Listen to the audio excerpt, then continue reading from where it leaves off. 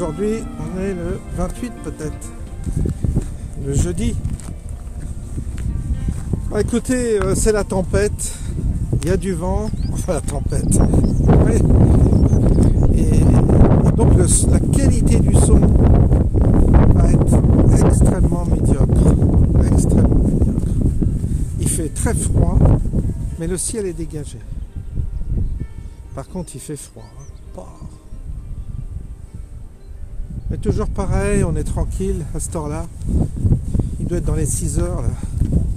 Donc c'est la bonne heure pour se ressourcer. Et réfléchir. Enfin réfléchir, non, pas réfléchir. Méditer à haute voix, c'est beaucoup mieux. Parce que réfléchir, ça suggère que c'est le mental qui fonctionne comme un hamster dans une roue.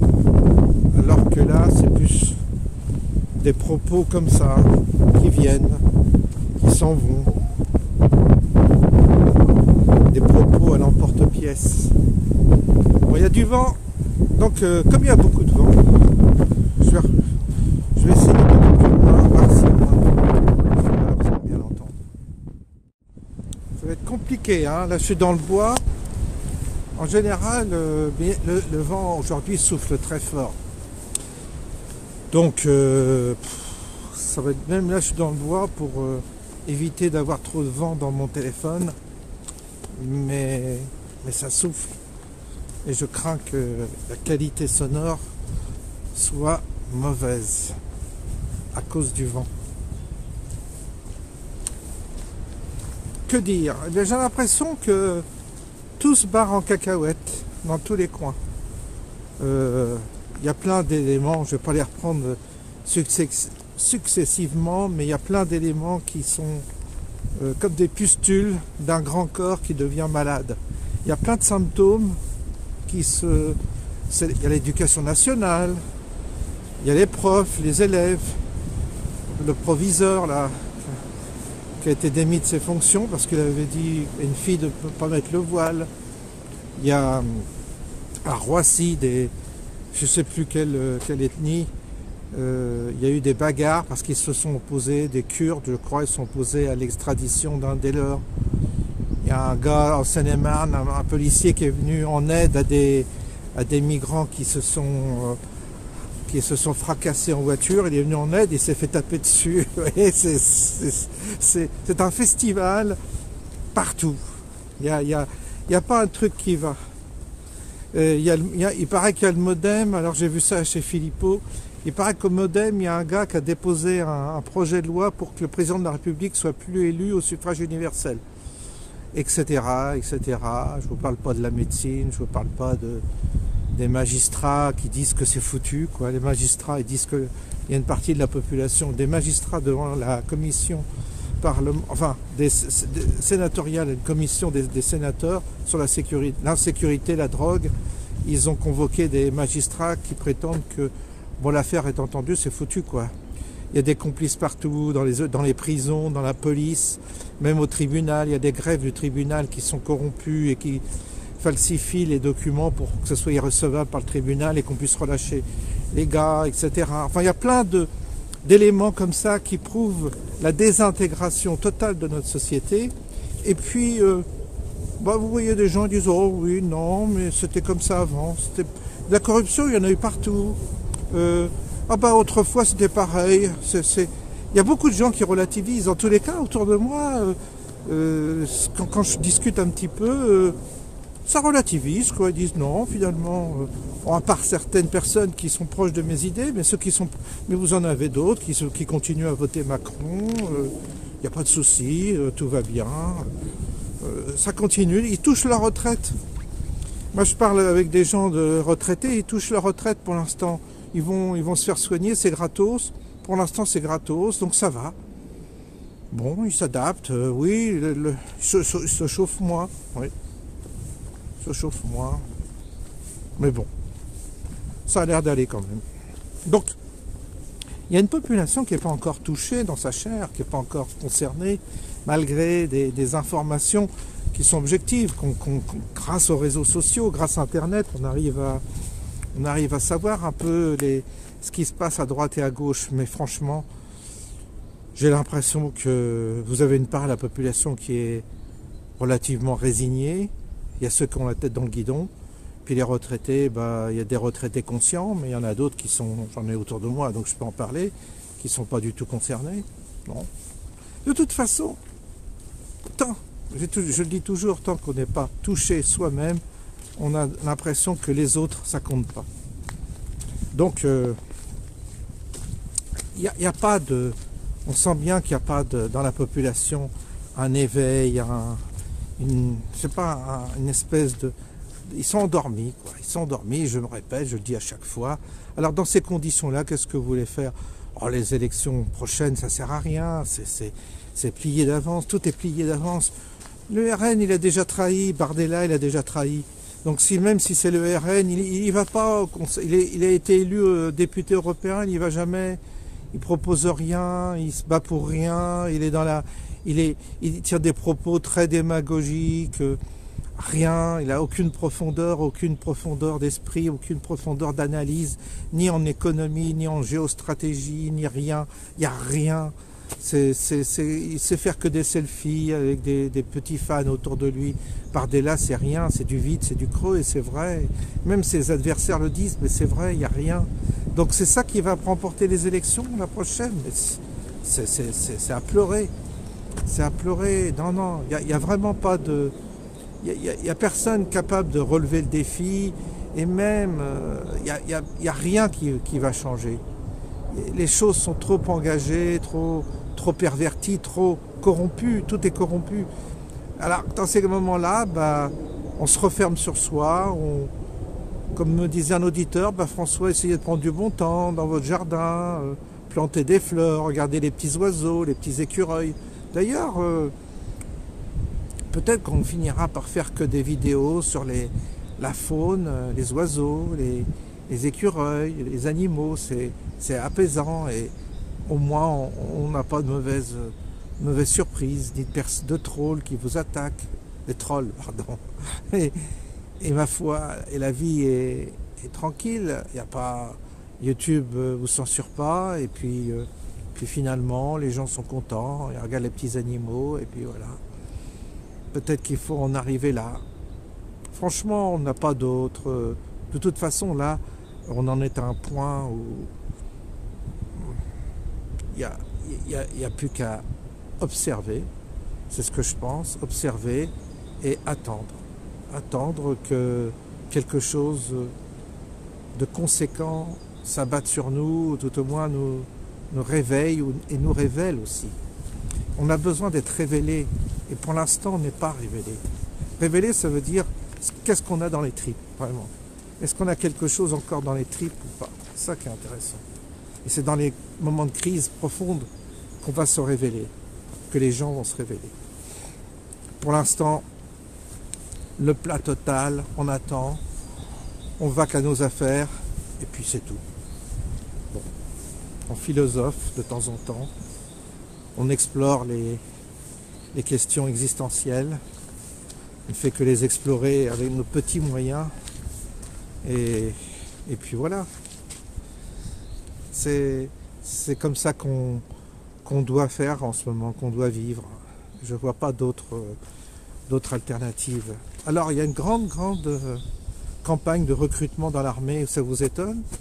Et ils vont diminuer le chômage, ça vous étonne? C'est bizarre, parce que quand les patrons cherchent des employés et qui se plaignent que les gens préfèrent être chez eux que de travailler, le système d'assistance continue. Mais là, comme ils ont besoin de gens dans l'armée, parallèlement, vous allez voir, ils vont réduire les aides et ils vont réduire le chômage. Comme ça, les mecs, ils proposent 1900 bruts pour un soldat. Donc, soldat, je sais pas comment on dit, deuxième classe, je crois, c'est ça. Et soldat de base, quoi, 1900 bruts. S'ils vont sur le terrain, ils vont toucher des primes, donc ils peuvent s'en sortir avec 3000, peut-être 3000 nets. Parce que leur salaire de base, à leur salaire de base, quand ils sont en mission, s'ajoutent évidemment des primes de risque. Et là, il y en a qui vont trouver de l'argent. Il y en a qui vont il y en a qui vont dire bah, c'est le moyen de gagner des sous et qui vont certainement s'engager. Enfin, pour l'instant, il semblerait qu'ils ont quand même du mal à recruter depuis qu'on parle de guerre. Alors, il y avait beaucoup de militaires qui s'engageaient quand c'était la paix, parce qu'ils étaient tranquilles, mais maintenant que c'est la guerre, en perspective, je dis bien, il y a moins de volontaires. C'est bizarre, ça m'étonne. Alors, vous voyez, alors on va voir si les jeunes sont volontaires. En tous les cas, ils appartiennent à un gouvernement, enfin, ils appartiennent à un pays dont le gouvernement, représenté par Macron, et va en guerre. Et à la télévision, vous avez beaucoup de va en guerre. Donc, ma foi, soit vous changez de régime, soit vous élisez des gens qui sont contre la guerre, qui sont prêts à faire la paix, soit vous continuez avec le système actuel, mais à ce moment-là, vous allez vous battre. C'est logique. Il faut aller vous engager et vous battre. Parce que être va en guerre pour les autres, ça n'a pas de sens. Hein? Ah, ça y est, il y a une voiture qui arrive. On va la laisser passer tranquillement. Donc, à voir ceux qui ont des enfants, s'ils sont concernés. Voilà. Vraiment, là, on ne peut rien dire, si ce n'est observer, comme je vous disais, et puis voir un peu comment la situation évolue. Je vous dis, il y a un tsunami qui est en train d'arriver, ça pète dans tous les coins, ça se dégrade partout. Il va y avoir une dégradation, certainement de la note de la France. Les taux d'intérêt risquent de monter. Donc les taux d'intérêt, si les taux d'intérêt montent, la dette va nous coûter très cher. Ça va être le premier poste des dépenses de l'État. Plus les taux d'intérêt pour l'immobilier vont monter. Donc pour revendre sa maison, ça va être costaud. Déjà que les prix baissent, alors je vous dis pas. Oui, bon, bah tout ça on sait. On fait un peu l'inventaire aujourd'hui. L'inventaire et puis voter. Bah je sais pas si vous allez voter, vous. Ça serait une bonne question à poser. Je vais peut-être faire un sondage pour savoir si vous allez voter ou pas. Dans ce contexte-là, si vous estimez utile ou pas d'aller voter. Je ne vous demanderai pas pour qui, mais si vous pensez que ça vaut la peine ou pas de se déplacer. Il y a de quoi se poser la question. Parce que franchement, vu à quoi ça sert, voilà.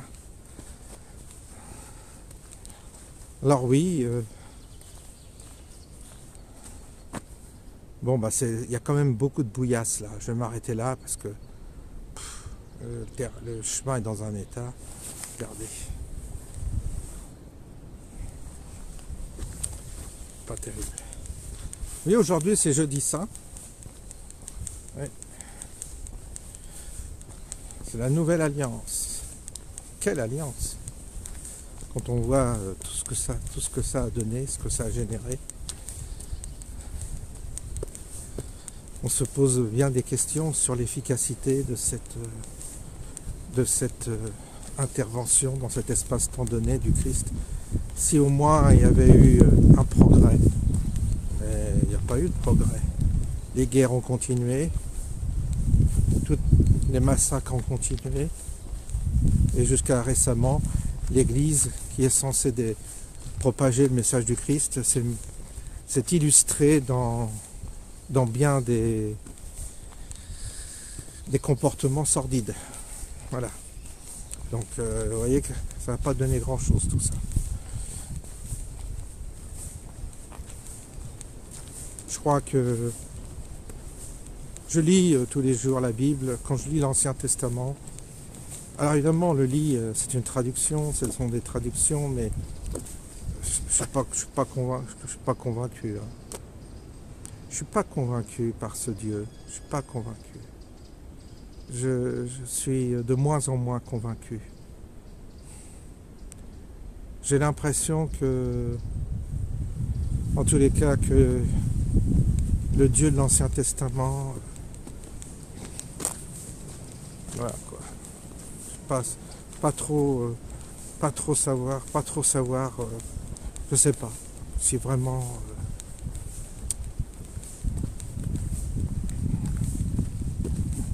son principe est le bon. Vous savez, hein, ce sont des écrits qui, ajoutés les uns aux autres, s'additionnent mais ne sont pas forcément cohérents les uns avec les autres. On y pêche un peu ce qu'on veut. On y trouve un Dieu vengeur, terrible. On y trouve un Dieu doux et aimant. Est-ce le même Dieu? Non, je ne suis pas trop convaincu. Et puis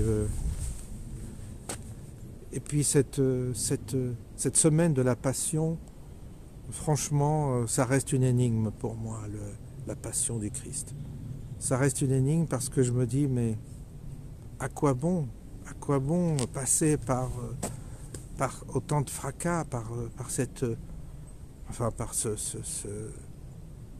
ce sacrifice ultime, ce déchaînement de haine, de violence dont le Christ a été le réceptacle. Je me dis, mais à quoi bon? À quoi ça sert? C'est effrayant de voir à quel point on se nourrit du sacrifice à nouveau et cette espèce de complaisance dans cet esprit sacrificiel, ça me dérange beaucoup. Alors, il y en a qui vont s'affoler, il y en a qui vont paniquer. François, vous avez perdu la foi. François, vous êtes en train de...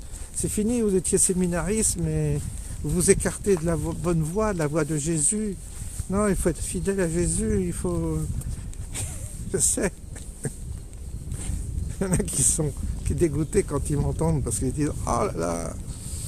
Il est contradictoire, il défend les valeurs de l'Église, le christianisme, mais en même temps, il remet tout en question. Il n'y a pas de cohérence dans son propos, il est contradictoire. Il y en a un qui m'a lâché parce qu'il dit « Ah, je ne vous suis plus, vous êtes trop contradictoire. » Il s'est désabonné. Alors j'aime bien parce qu'il dit « Je me désabonne. » Je sais pas, j'ai 28 000 abonnés, même que j'en aurais 10 000, ça ne changerait rien. Je m'en fous en fait, le nombre d'abonnés. Je suis content qu'il y en a beaucoup, quand même. Parce que quand on fait des chaînes, on est content, mais c'est pas non plus l'alpha et l'oméga de ma vie d'avoir des abonnés par milliers, quoi. C'est pas la course aux abonnés non plus. Si je dois me trahir et faire de la démagogie pour avoir des abonnés, ça m'intéresse pas. Je reste comme je suis moi-même. Peut-être qu'un jour tout le monde va se désabonner parce qu'ils en auront marre. Ben, ça sera bien. Moi, c'est pas grave. Vous savez, les abonnés, il y en a des gars là. Ils vont aller dormir à chambre d'hôte. Oui, en fait, quand ils me disent, c'est marrant, j'ai des gens, je me désabonne. C'est comme s'ils étaient mes clients et qui m'apportaient tous les jours un revenu. Puis il dit, monsieur, je ne viens plus chez vous, je ne viens plus dans votre épicerie parce que vos produits ne me conviennent plus.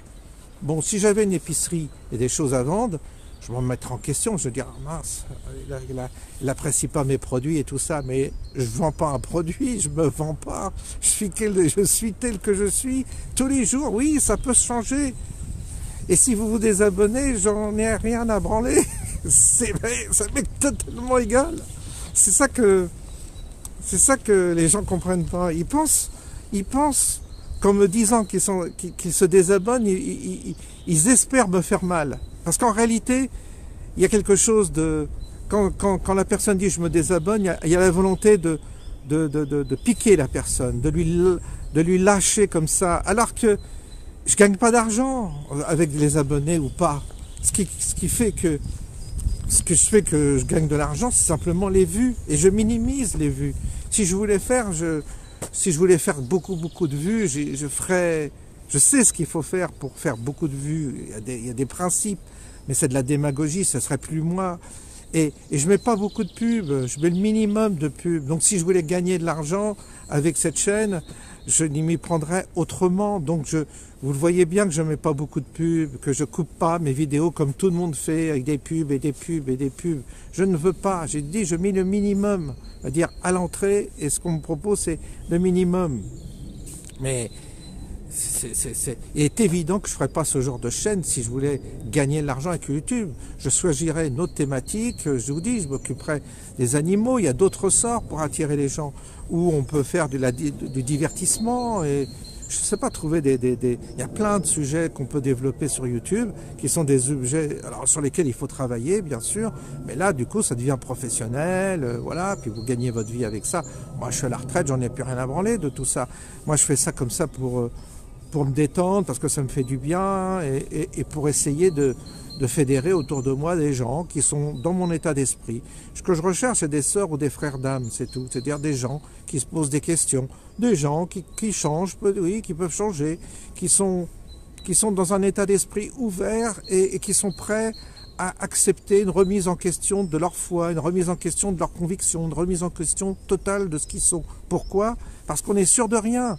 Et un jour, si j'avais la révélation, je vous dirais, ah oui, mais j'ai pas la révélation, donc de temps en temps, je me pose des questions, puis de temps en temps, bah, je retombe sur mes pieds, et voilà, c'est ma manière d'être, c'est mon style. Donc c'est pas la peine de m'envoyer des messages avec Jésus ceci, Jésus cela. J'ai passé ma vie dans l'église, enfin une partie de ma vie, donc tous les ressorts, tous les mécanismes mentaux des gens qui vous sortent Jésus, c'est sacrifié pour nos péchés, c'est pour qu'il puisse nous racheter de tous nos péchés qu'on a fait, tout ça. Je connais tous ces discours, mais par cœur, de chez par cœur, et quand, comme moi, vous avez passé 3 ans au séminaire, que vous avez entendu toutes ces balivernes, qu'on vous a gonflé avec tout ça, que le séminariste que vous voyez, qui vous faisait la leçon, qui était toujours en train de prier, qui priait, et qui a été un jour ramassé par les flics chez lui en Bretagne parce qu'il avait abusé d'enfants, c'est fini, vous ne me faites plus la leçon, vous ne me faites plus aucune leçon. Prier, ça veut dire quoi? Vous ne savez même pas ce que ça veut dire. Vous ne savez rien et vous prétendez savoir, c'est de l'orgueil, c'est tout, mal placé. Donc du coup, ça ne m'intéresse pas les leçons de catéchisme et les morceaux que vous prenez comme ça à droite, à gauche, il y en a, non. C'est pour ça, si ça ne vous convient pas, désabonnez-vous. Ça, je m'en fous. Et vous pouvez me le dire, je me désabonne. C'est pas grave, ça me touche pas, ça me fait rien.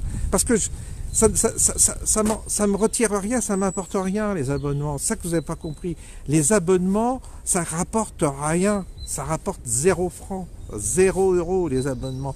Que vous en ayez 10 000 ou 20 000, 30 000, 100 000, le fait d'avoir des abonnés, ça donne rien. Ce qui donne un peu d'argent, c'est vos vues. C'est le nombre de vues que vous avez sur les vidéos. Alors, si vous avez 10 000 vues, vous gagnez, et que vous avez 20 000 abonnés, vous gagnez plus que si vous avez 3 000 vues et 100 000 abonnés. C'est ça que je vous explique. Donc, si un jour... Mais comme je vous dis, je n'ai pas fait cette chaîne dans un but lucratif. Ça m'aide, certes, ça me fait un petit revenu, un petit complément pour ma retraite, mais ça me suffit. Je dis, je ne cherche pas à gagner des 1000 et des 100. Puis j'ai des dons, il y a des gens qui ça leur plaît, tout ça, ils font un don, et ça m'aide aussi, parallèlement. Voilà. Avec ça, je m'achète des produits complémentaires pour ma prostate, parce que ça coûte assez cher, les produits Bajenski. Donc là, pour le coup, j'apprécie. Mais je laisse libre. Et vous voyez, je ne vous prends pas la tête. Est-ce que je vous demande de vous abonner à chaque fois que je fais une vidéo? Est-ce que je vous demande de vous abonner? Est-ce que je vous demande de mettre un pouce? Est-ce que je vous demande de donner? Ceux qui me donnent, c'est de bon cœur, c'est tout. Et je les remercie individuellement à chaque fois. Mais je ne vous embête pas avec ça. Est-ce que je vous mets beaucoup de pubs sur mes vidéos? Vous voyez bien que non. Vous voyez bien que par rapport aux autres, je ne coupe pas mes vidéos avec des pubs parce qu'on a l'option. On a l'option de mettre ou pas des ruptures pendant la vidéo avec de la pub pour gagner 20% de plus. YouTube m'a proposé, me dit si vous voulez gagner 20% de plus, il faut mettre des pubs dans vos vidéos. J'ai dit non, ça ne m'intéresse pas. Je ne le fais pas. Donc vous voyez bien que je ne suis pas intéressé. Je ne suis pas intéressé. Ce qui m'intéresse simplement, c'est d'être moi-même et de parler comme ça, tel que ça me vient, et de garder ma liberté. Et ce n'est personne qui m'obligera à penser et ne pointez pas mes incohérences, ne pointez pas mes contradictions, je les assume. J'assume être parfois incohérent, j'assume être contradictoire, j'assume être imparfait, j'assume être celui qui cherche et donc qui passe par des phases contradictoires. Ça fait partie de l'esprit humain d'être comme ça. N'attendez pas de moi un catéchisme, une espèce de parole comme ça, où je poursuis, si vous voulez, je décline, si vous voulez, une forme de programme spirituel en disant, genre, voilà ce qu'il faut faire, si vous voulez voir Dieu, si vous voulez dans la vérité, voilà, faut faire. Je ne fais jamais de leçons de morale aux gens. Je pardonne tout, parce que je sais que l'humain peut passer par des phases difficiles. Donc je m'en prends jamais à des gens qui ont des addictions, qui ont des problèmes et tout ça. Je ne juge pas, parce que celui qui juge, c'est la même chose que dans l'évangile quand on dit ne jette pas la première pierre à l'autre, ne regarde pas la paille qui est dans ton voisin alors que tu as une poutre dans l'œil. Vous voyez, c'est de cet ordre-là. Voilà un peu l'état d'esprit. Je répète parce que je pense que certains n'ont pas encore compris et c'est nécessaire parfois de remettre les points sur les i de façon à ce que vous ne soyez pas déçus. Parce qu'il y en a qui vont dire « Ah, vous me décevez !» Mais vous n'allez pas être déçus. Attendez rien de moi. Attendez rien. C'est comme ça, je suis libre. Je suis libre de changer d'avis d'un jour à l'autre. Je suis libre d'évoluer. Je suis libre de régresser aussi, pourquoi pas, cette vie, elle est comme ça, elle est faite comme ça. Si tout était nickel, propre, impeccable, ça serait facile d'avoir un dogme. Vous avez vu ce que ça a donné, les dogmes dans les églises? Ça se transforme vous trouvez, à partir du moment où vous avez un dogme, vous avez des hérétiques, et vous les brûlez, vos hérétiques. C'est ça que vous faites? C'est pas sérieux. Rien n'est sérieux d'ailleurs. L'homme n'est pas sérieux, l'homme n'a pas de capacité pour vraiment enjamber les mystères de ce monde. Il n'a aucune capacité. Alors ceux qui arrivent avec un discours, moi je sais, vous savez, moi je sais parce que moi je sais, j'ai lu telle chose, moi j'ai la vérité. Bon, bah, ça c'est des guignols. Tous ceux qui prétendent savoir sont des vrais guignols, des petits nains, vous voyez, des petits nains. Personne ne sait. Seul celui qui se pose des questions, est digne parfois de recevoir quelque chose. Mais celui qui prétend savoir, un humain qui prétend savoir, ben c'est une rigolade. C'est une rigolade. Alors, vous voyez, je rentre. Là, le temps a passé, j'avais fait une bonne marche. Ça, c'est bon aussi pour la prostate. On m'a conseillé de faire de l'exercice. Et puis, ma foi, on se quitte et on se dit à la prochaine fois. À bientôt.